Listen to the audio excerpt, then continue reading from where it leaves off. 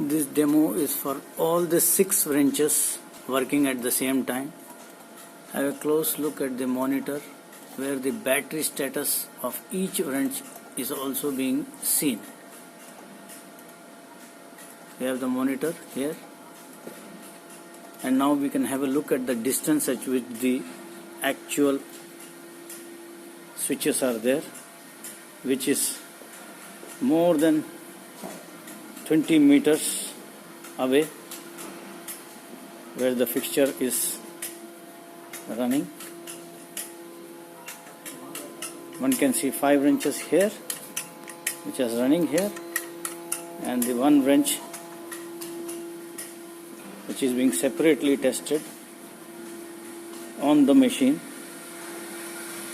to give you an idea of the wireless distance.